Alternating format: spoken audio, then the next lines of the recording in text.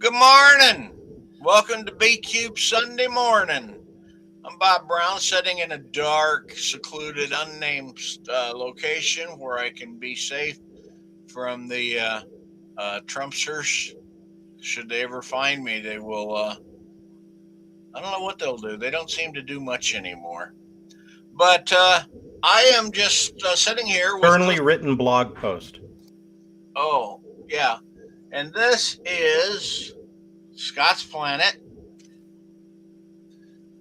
This is our newest release. It is, I've been told it is the best shared world anthology since Thieves' World. And since it's set on a planet in the Carboniferous era, 8 light years away, or actually a lot more than that, I had to go fix that after I had my astrophysicist friend review the book, review the draft. But the joys of taking and trying to colonize a world that's stuck in the Carboniferous, things you take for granted aren't there. Starbucks, trees, flowers.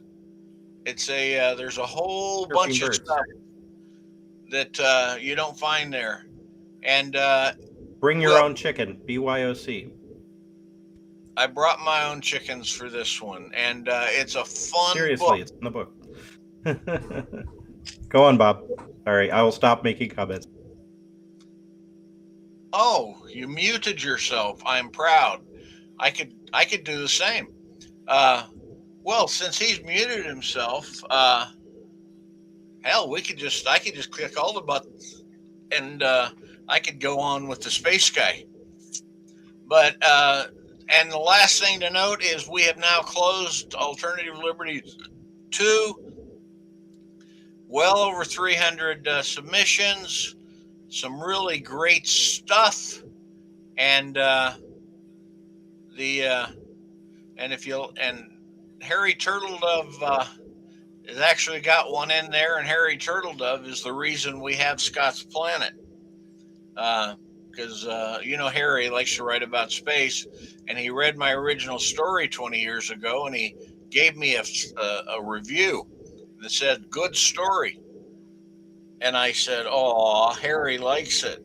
So I took it and I saved it for 20 years to write a book about it, and we've got that. So that said, you can unmute yourself now, Cliff. I'm not going to glare at you anymore. Oh, you'll glare at me sometime in the future, Bob. I will. Now, why don't you introduce us to your guest?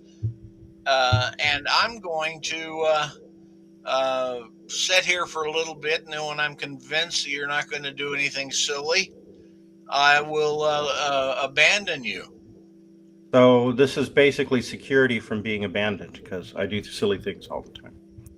All right. Oops. You failed. All right. Hello and good morning, everyone in our time zone, and good afternoon or evening, anyone in other time zones. I have a very special guest here today, Dr. Rus Belikov. Did I do okay on that? Yeah, you did great. Okay. Who goes by Rus, is a literal NASA scientist. He's an astrophysicist, geographically close to me, and he agreed to come on the show. And he's done a lot of work on exoplanets, which is just a fancy word for planets that are not in our solar system. So the overwhelming majority of planets in the universe. It's a very, very heliocentric word to even have. But before we get all that, we're gonna set the Wayback Machine to Rus's earlier childhood, because he spent 12 years. He grew up in Kyiv in Ukraine, which was then part of the Soviet Union. And when you were growing up in the Soviet Union, did you? Because I know I wanted to be an astronaut. Did you want to be a cosmonaut? Were you inspired? Absolutely, yeah. And by the way, thank you for having me on the show. It's great. It is my pleasure. Yeah, so for as long as I remember, I was fascinated by space. and part of it, I think, was maybe the Soviet, I don't want to say brainwashing. They instilled in us that Soviet Union was the greatest country in the world, and part of that was the space race and the fact that that the Soviet Union got the first spacecraft to orbit and the first Sputnik and human in space and all of that. Yuri Gagarin, yeah. So all of that really and resonated. the first woman in space. Right. Yeah. Exactly. First woman in space as well, Valentina Tereshkova. So all of that really resonated with me. Those were my heroes growing up, and I'm sure that a lot of all of you grew up in the era when humans were landing on the moon, or maybe afterwards, and all of that, I'm sure, was in US touted as great achievements, and still are, and that probably inspired you. So in the same way, those of us who grew up in the other hemisphere and were quite inspired by the first people and the first man and woman in space, and those were heroes. In addition to that, I've always felt a sense of awe looking at the night sky. Some of my earliest memories are just staring at the night sky and being mesmerized by it. How much light pollution was there when you were growing up? So definitely less than now. It was. I grew up in the 80s, and I could see quite a number of stars. I don't think I could see the Milky Way from Kyiv, but definitely I think it was maybe the level of light pollution one might have in a suburban neighborhood right now, or maybe even somewhere between rural and suburban.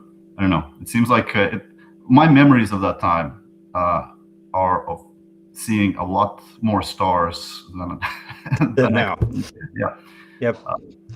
The Bay Area, we don't see a lot of stars, generally speaking. Right. And yeah, I wanted to be a cosmonaut going to space. I still do, by the way. I never grew up. I still want to be an astronaut. Yeah. I'd love to go up and be like William Shatner, or and get to outer space. A big deal for me. One of the space projects that was a really big deal for me was Apollo Soyuz, because it pointed to maybe we actually can get to the Star Trek future where there's Americans and Russians on the same spaceship. And I agree. And was that was for you as well as a child? Absolutely. I mean, personally, I have a strong belief, and I tend to be an optimist about interactions between nations. So, and the Apollo Soyuz event really played towards that. So I was, and also, we may get into that later, but my family was not a, traditional Soviet family. We didn't, subscribed to the whole, communism and totalitarian type of thing, and we immigrated because of that. So there was a conflict in my mind between what I was being told in school, that Soviet Union is the greatest country in the world, and what my parents were telling me, which is that it's not really, and that US may be better. So the idea that these two conflicting things could cooperate in an event like Soyuz and Apollo really resonated with me and made me feel like there's a better future. Yeah, and it did lead to the International Space Station, among other things. One last question before we leave the Soviet Union for this discussion. The Soviet scientists are so far the only nation to successfully land a probe on Venus with the Venera missions. I know you became a planetary scientist, and so did the Venera missions, and in fact the Mars missions, I've got here a Smithsonian I'd Rather Be on Mars, which lists every Mars lander on the back. All American, by the way, because Mars is also tough to land on it. Yes. And the Russian attempts have unfortunately so far not been successful. Did the Venera missions and any of the Mars missions, like the Viking missions, inspire you in terms of planetary astrophysics? Absolutely. I mean, to be fair, I think there was a lot more emphasis in the media and everywhere else on human space exploration than robotic space explorations. So by comparison, robotic space exploration was not known by many. And so I personally, as a kid, was also much more excited by human space exploration. Of course, you can dream about becoming an astronaut, but you can't dream about becoming a robot. Exactly. That said, the Venera missions are absolutely amazing, and still the only ones to have where we can see photos from the surface of Venus.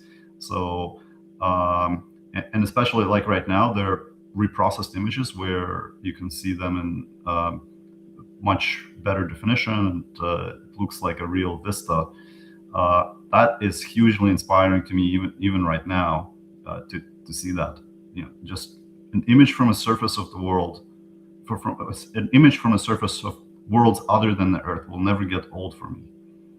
Right? Like I remember sitting up waiting for those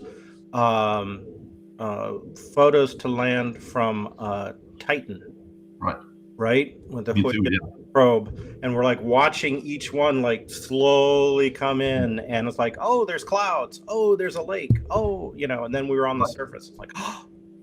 The Huygens probe, which by the way, that was another example of a international collaboration. In this case, U.S. and ESA and several others. NASA did the Cassini mission to Saturn, but ESA did the Huygens probe that landed on Titan. Yeah, it was nice. So you came to the U.S. when you were 12. Where did you live initially when you were here? New York City, Brooklyn at first. All right. Appropriate for a new immigrant. And then you made your way out to Stanford at some point. Yes. What happened between then and arrival in Stanford? Sure. Yeah. So I came in 8th grade. So I did junior high school in Brooklyn and high school in Bronx, then college in New Jersey, and grad school at Stanford is the short story. But it wasn't an astrophysics grad school; it was an engineering. It wasn't. So yeah, I was although I was always fascinated by space and everything about space, human exploration, astrophysics, cosmology, and also amateur astronomy and everything. I viewed it as a hobby and not as a profession, especially since when I was in college and grad school, that was the .com era and the telecom era, and there was these industrial bubbles, and so I was let's say seduced by the promise of being an entrepreneur, and like all of that excited me. So I went into engineering and maintained astronomy as a hobby, and that's what I did at in Stanford grad school. It was right in the middle of Silicon Valley, right in the middle of the telecommunications bubble. So I did optical engineering, and I thought I was going to go into industry and work on either telecommunications or biomedical applications or something like that, and do a startup and be the usual like entrepreneur. But then the dark side of capitalism occurred. Yes. But then a few things happened. So one is the telecommunications bubble burst, and all the people who I saw, all my friends who tried being entrepreneurs, started coming back somewhat disillusioned, and it's like only 1 out of 30 startups succeeds or something like that. And I also took a business class at Stanford, and I realized that to succeed in high tech in Silicon Valley, you really have to be a businessman first and a scientist second, or technologist second. And I felt Steve Jobs. Yeah. And I felt like I was primarily a scientist and a technologist rather than a businessman. But also I went to my college reunion, and there was a talk there that blew my mind. And the talk was about a NASA mission concept that was called the Terrestrial Planet Finder. And it was a mission concept to basically detect life on extrasolar planets. And I had no idea that we were close, like that we could do a mission to find life on other planets outside the solar system. To me, that was, I grew up watching Star Trek, and to me, finding life on other planets was Star Trek level technology, where and that you actually had to invent the warp drive and go there to determine if there's life on there. And here was, this couple of professors talking about a mission, like seriously talking about a mission where we could do this. So that completely blew my mind. And I mean, I knew people were discovering exoplanets, but I had no idea until then that we could do something like this. And also, another thing that blew my mind is that the techniques that they were talking about to do that were very similar to the techniques that I was studying in grad school. Fourier optics and deformable mirrors and things like that. So that's very convenient. Right, very convenient. And also, one of the professors was taught a class in which I did extremely well. So he knew me, and he knew that I had that. And so there's this confluence of all these things where that blew my mind and all converged. It was like fate that I had to do this. So I went. And were you still living like in Stanford, Palo Alto area at the time? Yeah, I was still living at Stanford. And so NASA Ames is geographically close. Yes. Yeah. But actually, so I went to talk to those professors, and Jeremy Kasdan in particular, and asked them, and basically told them that I'm super excited about this, and asked if they had any opportunities for me. And he probably thought that, who is this bozo? But eventually he offered me a job and a postdoc, and I never looked back, and I'm still doing pretty much the same thing, figuring out how to develop technologies and mission concepts to find life on extrasolar planets. And right now, that vision is the habitable world, the so-called Habitable Worlds Observatory, which is a NASA flagship concept. Cool. All right, we're going to talk about that in a minute. Just a couple more sort of background questions. Sure. One is, where was that postdoc at? It was Princeton University in New Jersey. You had to move back east. Yes. For that. Yes. So I shuttled between coast to coast a few times in my lifetime. Yeah. And then you got the job at NASA. How? Yes. So it was also a confluence of a few seemingly random events. They seem to work like that. For my postdoc, I had built or contributed to building an optics lab where we would test these technologies to find life on extrasolar planets. Mm-hmm.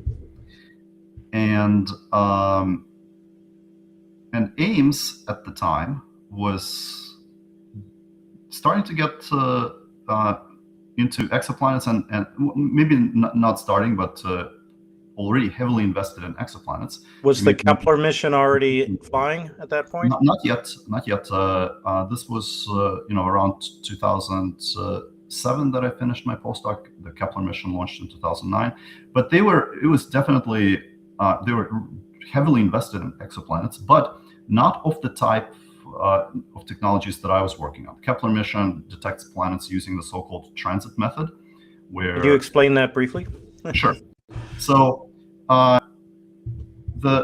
arguably the most successful and sensitive method to find planets so far is the so-called transit method, where if you look at a star, like let's say that this is a star, and a planet happens to pass right in front of the star, it dims the light from the star a little bit.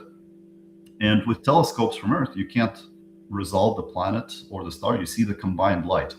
But as the planet passes in front of the star, you see the light from the star dim a little bit. And if you watch the star and you see the light dim periodically, then you can infer the presence of a planet. You can also sometimes detect atmosphere. Yes, because how does that work? So if the atmosphere is transparent, then the dimming of the light is less. And if the atmosphere is opaque to at certain wavelengths of light, then the dip is greater. The star gets so it's as if the planet is larger at some wavelengths of light and smaller at others. So if you look at the degree of dimming of the star caused by the planet as a function of wavelength, you can extract the spectrum of the atmosphere of that planet. And I don't know if your viewers know what a spectrum means, but it's basically how bright. It's basically looking at colors, but imagine you have 1,000 colors instead of 3. And different molecules in the atmosphere have different spectral signatures, so they have different colors, if you will. They absorb radiation at different frequencies. Yes, exactly. So every molecule, oxygen and water and methane, they have a fingerprint, if you will, in the spectrum, and that's how astronomers know how anything is, what things are made of in the universe, not just planetary atmospheres, is by looking at these spectra. So a transit method is a great way to find to measure spectra of these planets. But only if the other solar system we're lucky enough to be on the plane of the ecliptic, more or less. Yeah, correct. So that's the main disadvantage. So the huge advantage of transits is that it's very sensitive to planets. The big disadvantage is that it requires for the planet to actually transit. Which means we have to be looking edge on at that solar system. Yes. And for the case of Earth-like planets around Sun-like stars, the chances that it would do that is about 0.5%, which means for every Earth-like planet around a Sun-like star that you find using this method, you would miss 199 of them. So that's a lot of Earth-like planets. That's a lot of Earth-like planets. This is not a good method to find nearby planets. Right. Okay. But if you do find one, then you know that there are probably like 100 or 200 ones that are even nearer than it. Sure. So you arrived at NASA, and they were about to launch Kepler, right? Yeah. So to go back to that story, they were about to launch Kepler, but then they were looking, what do we do beyond that? And the center director was thinking, well, we should do, maybe we should get into what's called direct imaging, which means taking pictures of planets. So the transit method is a so-called indirect method of finding planets. You don't directly see the planet; you infer its presence by the transits. And there are a couple more indirect detection methods. But at that time, a method called direct imaging, which is basically taking a photo of a planet, is And you do that by blocking out the sun. Yeah, you have to block the star. So direct imaging was starting to get more popular, and that's what I was doing for my postdoc, and that's how this terrestrial planet finder mission was intended to work. And they were looking for someone to start a lab and a group to do that. And I had already done that at Princeton. Had you found any exoplanets? Had you imaged them successfully in Princeton? No, my work is primarily in technology development and also direct imaging of planets. At that time, no one has found. The first directly imaged planet was 2008. Right. So it was after you joined NASA. Yes. But they were all like, it was a kind of a space race, wasn't it? Yeah, it was kind of a space race. The first directly imaged planets got huge press, like Nature articles and everywhere.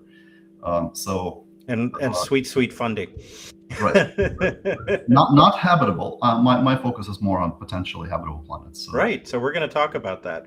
Yeah. Brief aside, when you were growing up, did you read a lot of science fiction like Stanislaw Lem, Isaac Asimov, that sort of thing? Yeah, I did. Isaac Asimov was probably my favorite writer. Did you read him in English or Russian translation? I read him in Russian. I had since read a lot of things that I read in Russian, read in English. He was not the best prose stylist, so you probably weren't missing much in Russian. Yeah, but yeah, I really devoured those books, as I'm sure many of you did, Stanislaw Lem was popular in the Soviet Union, though, right? Yes, Stanislaw Lem was popular. He didn't grab me as so. Right now, Solaris is, maybe even my favorite sci-fi novel. It's absolutely brilliant. Yeah, but back then, it's Lem doesn't write novels that are as appealing to kids as Asimov. Asimov. Sure. Yeah. Asimov was more straight up adventure, and Lem was more satirical. Right. I really like Arthur C. Clarke as well. He was very popular in the Soviet Union as well. Right now he perhaps has some outdated notions, but his so did Asimov. Although Asimov, I think he was. I don't need to tell this to you guys, but I feel like he was very progressive for his age, for his time. Do you know about the Futurians? The Futurians. Yeah. They were a group of science fiction writers in the dawn of organized science fiction in the 30s and 40s who were on the political left. And Asimov, teenage Asimov was the youngest Futurian. Right. And they were people like Frederick Pohl and Cyril Kornbluth and those guys. And the very first World Science Fiction Convention in 1939, there was there was people talk about the political rift now between the left and the right. That existed then. Yes. And the people running the World Con forbade the Futurians from coming. They blacklisted them. But Asimov didn't know he was in. So he wound up shuttling between the actual Worldcon and the Futurian meeting across the street. He would go back and forth. So he did have some progressive ideas. Yeah, like the head of U.S. robotics was a woman, Susan Calvin. Yeah, yep. And he wrote that.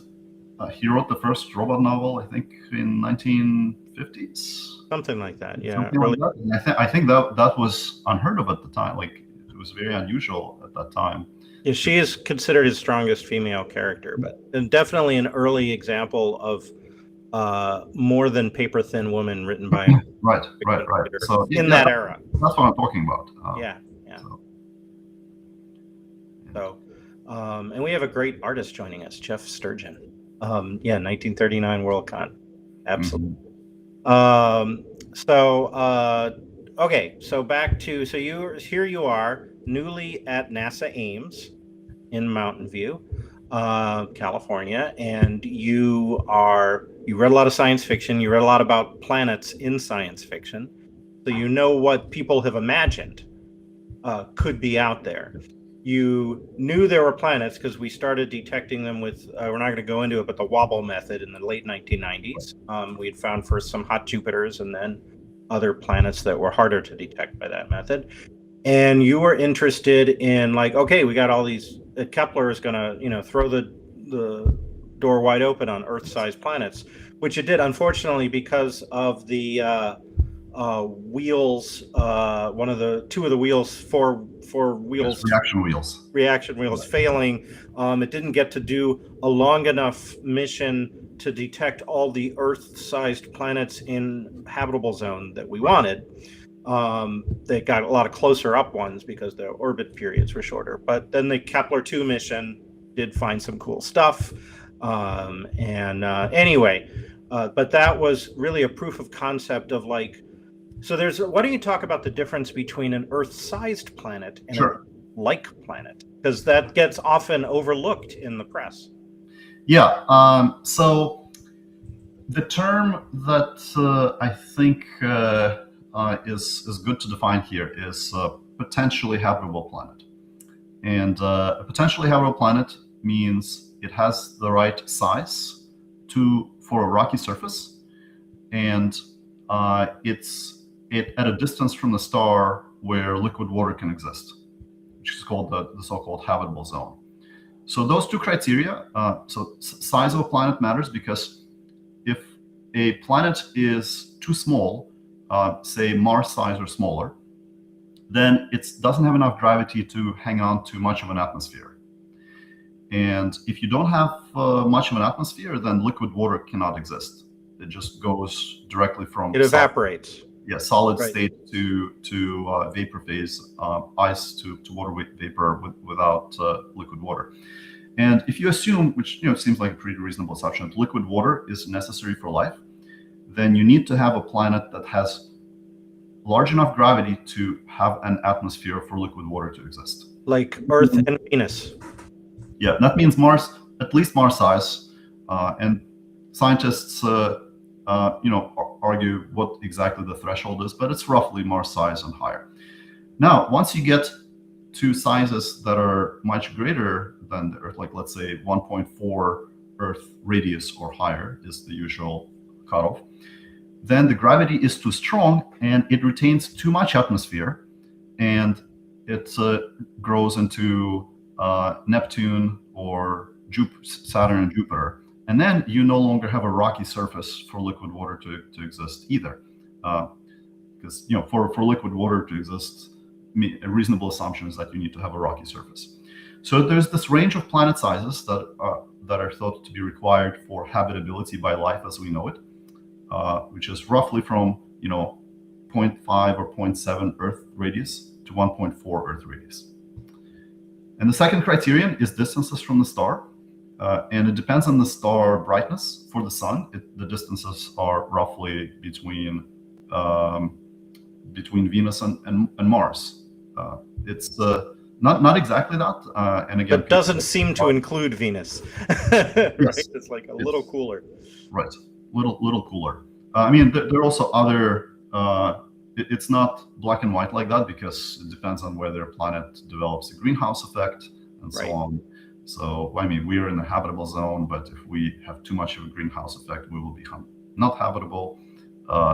So there's a gray area where, and people argue what the definition of the habitable zone is. But roughly speaking, we kind of know it's, And if it's a smaller star, dimmer star, it's closer to it.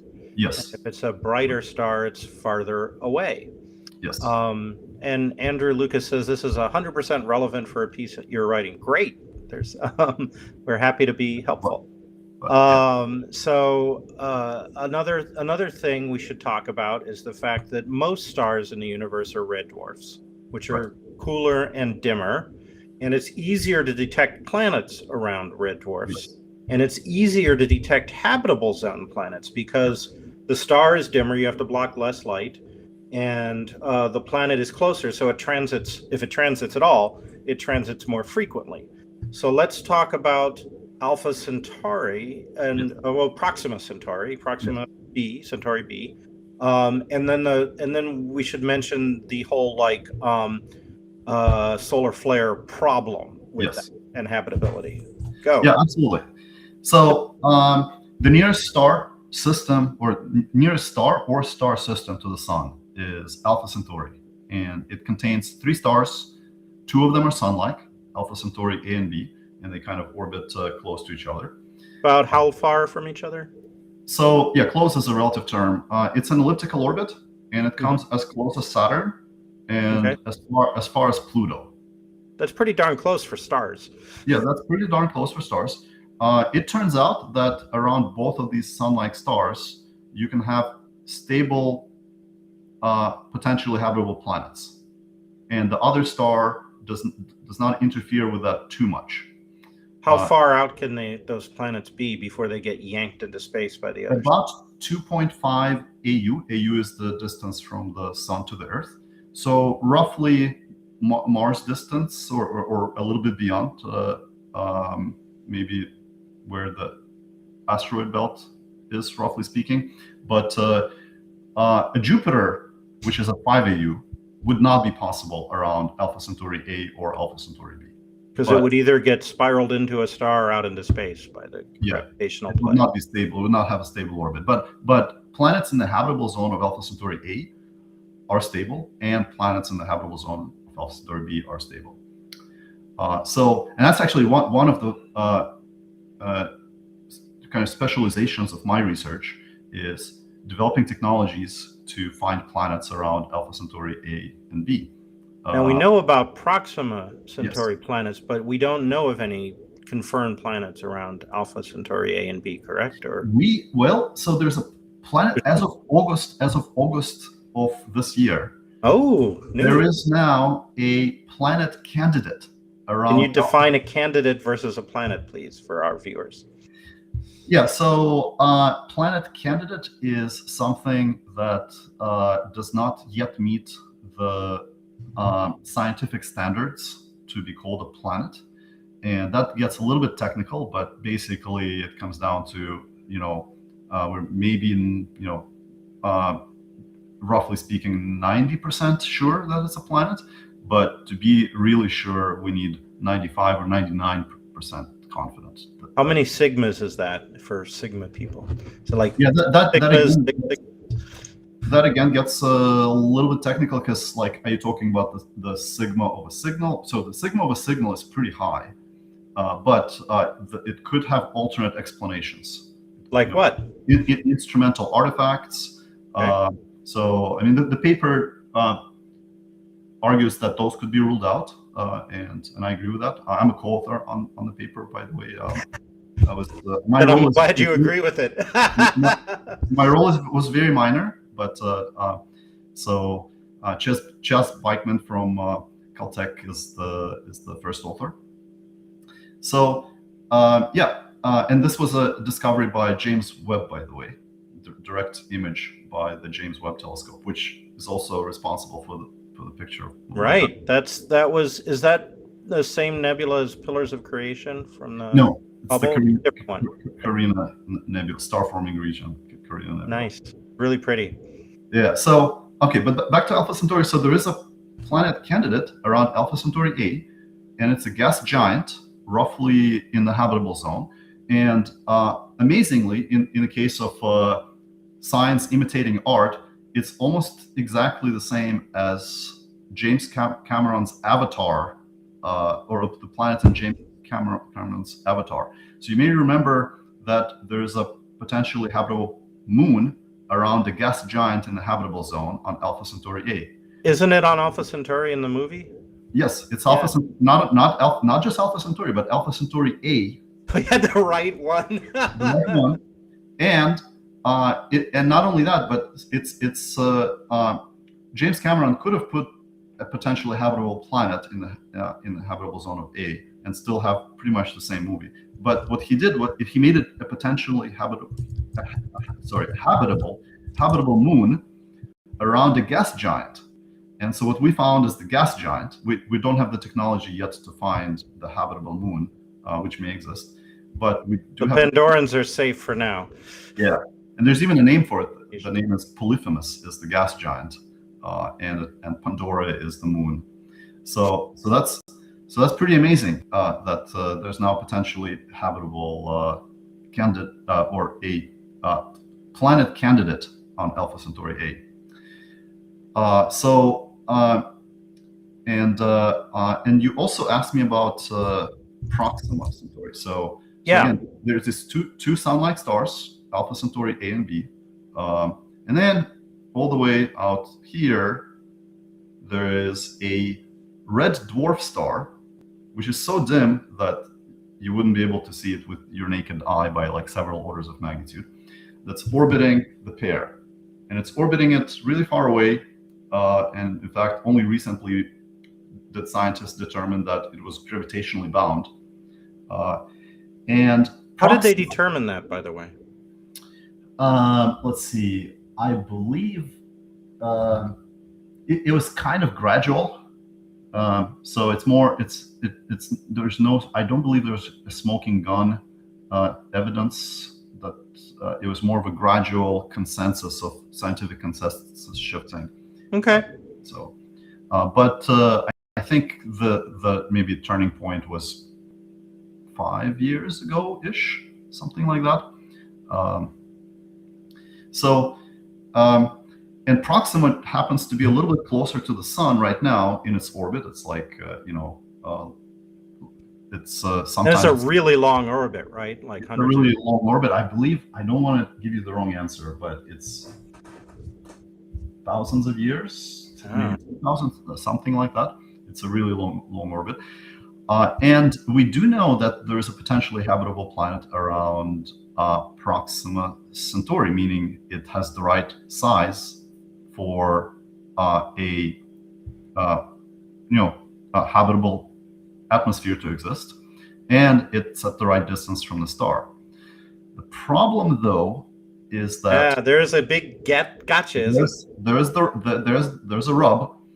The rub is that red dwarfs like Proxima tend to be very what's called active stars, and what that means is that they flare up. They have coronal mass ejections that are much greater than the sun, and they have all sorts of nasty stuff that is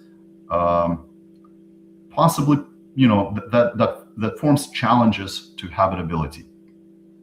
And another thing is that because it's so dim, the habitable zone is very close to the star. It takes the potentially habitable planet Proxima B only 11 days to orbit the star compared to 365 days. 11.4, if I remember correctly. I wrote a story, as you know. I wrote a story about it. Good story, by the way. Highly recommended. Title story in High Noon on Proxima B. I have a story set on that planet, and I had the native life forms bury themselves in the sand when they detect a solar flare, so that they can escape the gamma radiation and the magnetic. Right. Yes. So that's So I'm throwing challenges at your story here. That's fine. No, I mean I was aware that it was already kind of dodgy, but I had to try and get a story. No, the story is great, and but one challenge, but also cool thing about the planet is that when you have a planet that close to a star, it tends to be tidally locked, which means that the same face of the planet faces the star kind of always through its orbit, like the moon is with Earth. Exactly, like the moon does with Earth. What that means is that one side of the planet gets very hot and the other side of the planet gets very cool, but there could be a twilight zone that's temperate where you could have life. And then so there are questions like, can life exist in that kind of environment? Can you equilibrate the temperature across the entire planet if you have a thick enough atmosphere, and then winds can transport heat from the hot side to the cold side, or would the atmosphere freeze on the cold side and then there would be no atmosphere? Are there people doing models on Proxima Centauri B? Absolutely. And I mean, in general, on those kinds of planets around any red dwarf star. So there's definitely, red dwarfs are definitely interesting places to study habitable planets around. As you said, there are more red dwarf stars out there than any other star. There are more red dwarfs than sun-like stars. So we should be slightly surprised, by the way, to find ourselves around a sun-like star, because we're not. If you just were to pick a random star in the galaxy, it would be a red dwarf star. The fact that we do suggests maybe that red dwarf planets aren't habitable. Exactly. So, yes, it suggests absolutely. It's not a strong statistical argument, but a sample size of 1. Yeah. But they do have these challenges to habitability, and so there are interesting questions there. Does life care, or does life always find a way?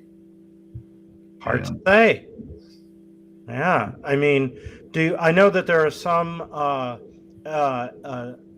exobiologists who study the possibility of non-terrestrial life that focus their work. I forget her last, Dr. Penny something. She's at NASA Ames. I think she studies extremophiles on Earth. Yes. And I'm blanking on Penny's last name. Right, but she's brilliant. She's brilliant, and let me see if I can. And she's got these great photos of her in like really deadly environments on Earth, looking at life. Yes. Penny Boston, yeah, right.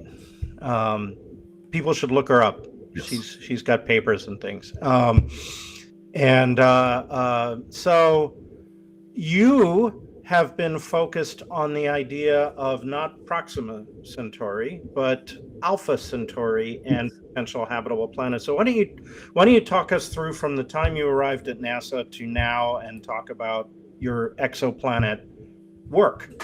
Yeah, absolutely. So I kind of have several directions in my work. Alpha Centauri is definitely a strong direction, but I'm also doing supporting the Roman Space Telescope. What's that?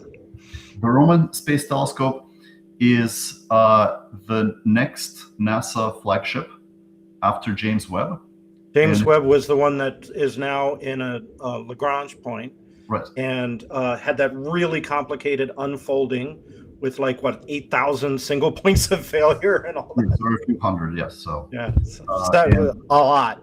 Right. So it's an amazing mission. So NASA launches roughly one flagship astrophysics telescope per decade, and James Webb was the most recent one. And this decade's flagship is the so-called Nancy Grace Roman Space Telescope. It's launching next fall, in less than a year. And it's named after Nancy Grace Roman, was the first astrophysics director at NASA back in 50s or 60s, I forget exactly. So we're involved a little bit on Roman, and in particular, we have a special optical mask there that would help Roman find planets around binary stars. And tell us what an optical mask is, please. So to image planets around stars, you need to block the star, because our sun, for example, is 10 billion times brighter than our Earth. So you need to fly a complicated instrument containing many different masks to block the light and block the diffraction of light, so of starlight, so that you can see a planet. So basically, you're creating an artificial eclipse. Yes, an artificial eclipse, but it's a little bit more complicated than that, because light is a wave. So you cannot simply block starlight. You have to control its wave nature. Like it acts. Imagine a water wave, and if you try to block a water wave, it will ripple around it. So you cannot simply block it. You have to put special, things to control the waves from spreading. And I happen to have a example of a mask like that here. Oh, awesome! Show and tell. So I've been working on imaging, or on concepts to image Alpha Centauri with a colleague of mine for a long time. His name is Eduardo Bendak, and it was recently his birthday, and he's away. But I got him a present, which he didn't. It's a surprise. Don't watch this podcast. Hopefully he doesn't see it. But the present is a replica of a mask that is on a Roman space telescope that would enable it to image planets around binaries like Alpha Centauri. So that's what it looks like. Beautiful. And so we don't have time to get into the technical details, but basically this is the kind of stuff that you need to do inside your telescope to make sure light from starlight behaves nicely and that you can block it and you can see planets. Can we do just a little technical detail? Sure. If you look at the stars, let's look at the stars in my background image, right? Mm-hmm. They look like points of light, right? But if you zoom in on them, they are not points of light. They look more like they have rings around them, just like if you drop a pebble in a pond of water, you get these waves around the pebble. In the same way, if you try to focus light, if you try to focus a star onto your camera, you don't get a geometrical pinprick. You get what's called an Airy pattern, which is a bright spot in the middle surrounded by dim rings, just like waves in a pond. Light is a wave. Right. So there's a lot of similarities to water waves. So if you block, you can try to block the central star, but that doesn't block these rings around it. And you don't see these rings, by the way, on the image behind me because they're dim. But that's the reason that bright stars look bigger, right? Because you see more of these rings around. Even with the naked eye? Even with the naked eye, your eye also has this effect. So, and the problem is that these rings, or like little ripples in water, is again a good analogy here, are brighter than any planets around that star. Because if a star is 1 billion times brighter than your planet, or 10 billion times brighter than your planet, then even if these little scattered, diffracted light rings are 1,000 times dimmer than your star, they're still 1 million times brighter than your planet. So the challenge is not simply to block the star. The challenge is to control the wave nature of light. And how do you block out the wave without accidentally blocking out the planet? You have to redirect these waves in special ways. So you can think about maybe how I forget the word, but you can put special structures on a water beach, and when waves crash onto it, they get dissipated, and it's often useful to make like complicated structures like posts and stuff, and not just a single block, right? And you can do the same thing with light. If you don't just simply block light with a sharp disk, but if you have structure around it, then that helps to dissipate the diffraction of light and suppress these rings and redirect them so that they reveal a planet. Can you hold up the mask again? Yeah, absolutely. And can you explain a little bit of how those structures work on that mask? So I don't know if I have a good analogy, but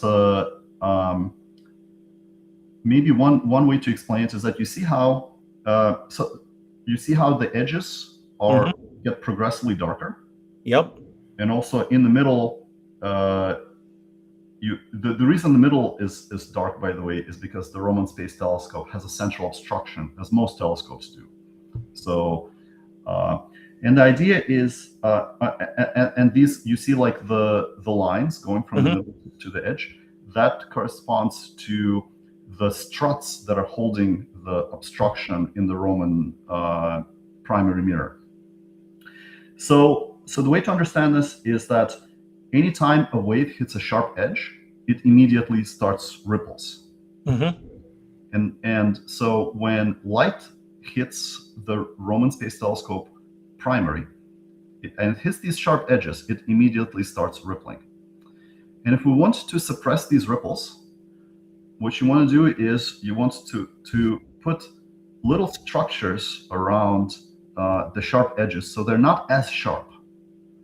And that's what we're doing here. We're putting stuff around there in a precisely calculated way to eliminate how sharp the edges are.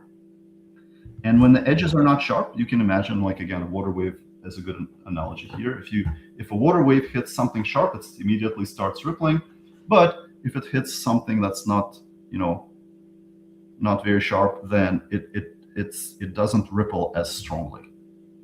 Doesn't bounce, in other words. Doesn't bounce as strongly. Correct. Nice. So you've got these, and you're gonna fly them on the Roman Space Telescope. You've got a Roman shirt on there. I mean, you're mirrored. Yes. Speaking of mirrors, you're mirrored right now. And, right. Yeah, Bob, I'm wrapping up. You're gonna. When do you launch again? Scheduled launch is fall of 26. So I think around the time when you have time, I know it's going to be busy. When you have time, maybe between launch and first light, or right after first light, you and your partner could come back on the show and we could talk about this. Yeah, absolutely. It'll be a few years before we actually get an observation. Okay. And also, we're not guaranteed to get an observation, even if we fly. Even though you're on the project. But yeah, we're hoping to observe. And also, the next flagship after the Roman Space Telescope, I already mentioned, is the Habitable Worlds Observatory. And all right, give us the 2-minute pitch on that, and then we'll wrap up the discussion. Yes, a 2-minute pitch is that it's NASA's next flagship telescope after Roman Space Telescope, and it's designed. Its driving science case is to find life on potentially habitable exoplanets. And how is it going to search for life? Yeah, and also do amazing general astrophysics in addition to that. And so it's going to be a while before it launches. So scheduled or planned launch is early 2040s. But we've been asking the question of, is there life out there for millennia or tens of thousands of years? Humans have been wondering what's out there. And this mission, I think we're lucky to be in the century where this question probably will get answered. So. Pretty cool. All right. Thank you very much, Rus, Dr. Belikov, for coming aboard our humble little podcast and talking about the great mysteries of the universe with us. My pleasure. We would definitely like to have you back, especially when Roman launches. Yes, absolutely. All right, take it away, Bob. Oh, God, no, not yet. Sir, it is a great pleasure to have you on board here. Likewise. I have made a note down in the private chat you should read and respond to if you would. Sounds good. My mailing address, okay? Yeah, and I will after the show. You can type it in. Yeah, do that after the show. But I just want to say that this is exciting. Where the heck were you? Probably working on something deviously scientific. When we were preparing the Bible for Scott's Planet, because when you said exoplanets, is like my head almost hurt my neck flipping back to the screen because kind of like researching the history of Ukraine and Poland, it is and Russia. It is not something that you can go spend a couple hours on and become an instant expert. So now that we published the book and it's out there now, Can you hold it up again, Bob, for people who may have come late? Okay, I could. It's a beautiful wraparound cover. You should show that off. I can say that Tyus Ting did the cover. Yeah. And the good part of it is this planet is not volcanic, and so this is the classic in covers where we show things that could not possibly exist on the planet, in the world. Okay. I had to go and do some editing, but if you went where this bottom is cut off, he had rows of flowers. And it was like, well, now I can buy a new cover or I can just edit the cut flowers out. Yeah. But they do have bamboo. Nice. They imported it with them when they went to Earth, and they do have pugs. And they do have giant chickens. They imported pugs and giant chickens. Giant space chickens now because they're in space. Yeah. You know what I should do? What's his name? He used to hang with Jay Lake, the artist, Frank Wu. Mm-hmm. I should have had Frank Wu do the cover because he's such a no complaints, Tyus, no complaints. And he's also a brilliant writer. He's been selling stories to Analog. And anyway. Yeah. So anyway, here's where we are, guys. Christmas is coming. I just went online and ordered 2 of these, one for my son-in-law and one for a author who said, I never got my writer's copy. And I said, okay. So I ordered, and they will both be delivered on the 24th. So if you go online right now and buy Scott's Planet for the low price of only $11, such a deal. It is a good deal. It's a bargain at twice the price. And you can find it there and have it in time for Christmas. But not, sadly, Hanukkah. Oh, yeah. and remember, look what Jenna Hannon Moore has said. You know, the cover is one of the most beautiful, and it is. Tyus Ting is he's a great writer, too. A lot of good artists are good writers. Yeah. And a lot of good writers are good artists. I'm going to make a quick plug because Jeff is on the chat that he has this book, speaking of good artists, coming out real soon. Visions. It's a retrospective. And Jeff Sturgeon, is the artist for our book, Alternative Liberties 2. Tell us about that, Bob. Alternative Liberties 2. It is a fine classic science fiction epic. No, what it is we got our start here at BQ Press publishing semi-science fiction, futuristic alternatives based on the evils done by some of our government officials.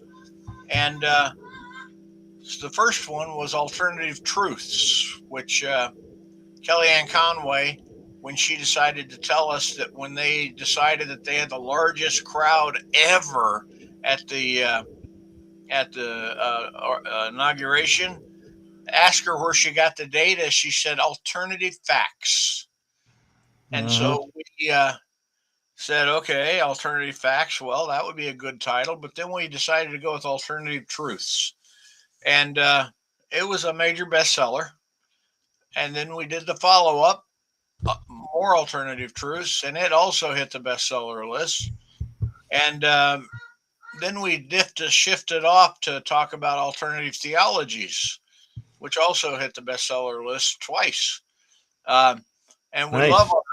we love our alternative series of books.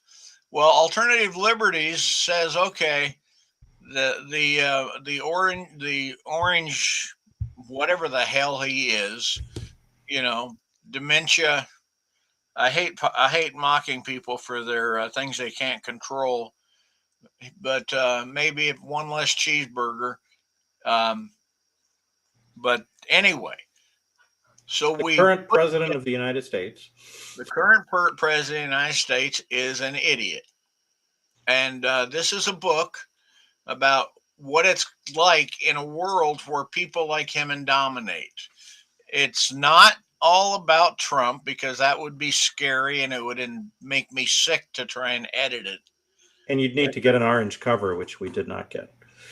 No, you will never see Trump's name or image on the cover, um, because I do not believe that Barnes and Noble needs to have a cleanup on aisle 4 going on every time somebody walks by the end cap.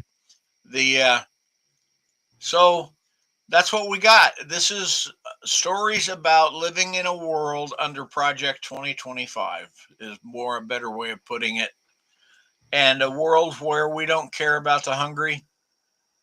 We starve the children. Enrich the rich, impoverish the impoverished, and it's just it's a little bit dystopian, but we also look to find humor where we can. And it's got a co-edited by Karen Anderson. Karen Anderson is one of the, or KG Anderson, as you see her when she's being written, is one of the finest writer editors I know of, and she works well with us. I agree. She's fabulous. And so I don't care what you call him, but this book is about him and or about his world and what it's like for you and me, real people living in this world, and what we have to endure to get by. Uh, that doesn't bother Double Scoop of Ice Cream Man because he's always got that second scoop of ice cream waiting for him just at the end of a waved finger. And but where Trump comes into play, we all know that the waved finger is the right answer. Um, so that's what it is, and we are hopefully having it out because I have a dubious honor.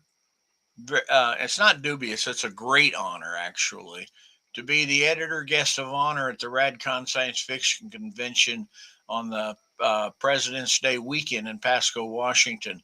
Now, this may be of interest to you, Russ. It's right next to the. Do you know what LIGO is? The gravitational Yeah, wave. yeah, absolutely. It was a big, yeah. I had a lot of interactions with LIGO folks. Well, we're there. It's a 5-minute drive from the convention, Yep. and we also have Pacific Northwest Lab. We are. This is where you have. We used to joke that that TV series about a super secret government lab that had its own town was based on this where we live here, and it is amazing to live here. Just the sheer joy of being able to pick up the phone and call somebody who can explain incredible stuff to you. Yep. And it's so if you ever get a chance to talk to people who live or work at a national lab, it's a wow thing because there's no doubt that these guys are the creme de la creme of their business. So that said, I've gone on for a good 8 minutes. And you could go on for a good 8 minutes more. Oh, given an opportunity, I have the ability to. When I used to, anyway, I'm going to stop it there before I get into the fun stuff. So thank you all from BQ Press for coming. We look forward to hearing you again. I'm seeing you again. I am sending you, Russ, a copy of the book. Please forgive my liberties I take with exoplanets and the space travel and pug genetics. Because do you have a pug? I don't, but I look forward to reading about that in your book. Well, it's fun. Yes. We will. Yours should be there by Christmas. As soon as I get off here, I'll put it in. And Cliff, thanks for your poetry. Oh, no worries. Funny thing about our new book, somewhere the word got out that we publish poetry. I have got more poems or as many poems as stories submitted. That's fabulous. As a poet and story writer, I am so pleased by that. Yeah, I know. It's just, thank God it did force me to do something, though. I've now rejected more poems and stories. Well, I actually needed Andrew Roberts. I had somebody send me a 5-page poem that I couldn't tell if it was any good or not, and I wanted to send it to Andrew and say, Andrew, tell me if I buy this or not. Because Andrew Roberts is one of our poets that writes with us occasionally, and he is the kind of guy that would make Beowulf look like an afternoon scroll. And he is in Scott's Planet along with me. Yes, he is. Brilliant poet. So that said, I know I got to let you go, both of you, because you got things to do, and I got to go buy books, edit. I got another 40 rejections to send today, and for those of you who are getting rejected or not selected, it is most cases. I went back and looked. I have more stories ranked in the top third than I do in the bottom third. The stories are that good. It's like I made a whiny note on Facebook where I said, the tough part is every time you see a new story that you really want, you have to say, what great story do I have in my hands that I'm going to have to throw out? Because there's so many good ones, and I'm 67 years old now, and I think I'm not going to keep doing anthologies as long as. Actually, if I could keep making a longevity effort, I could live forever if I kept doing this as long as there were good stories being written. Well, if that's the criterion for not dying, then there's always these good stories being written about. Then I'll go be working on my new open calls. All righty. Thank you, guys. Thank you, Russ. Thank you, studio audience and future viewers. All righty. Bye-bye. Take care.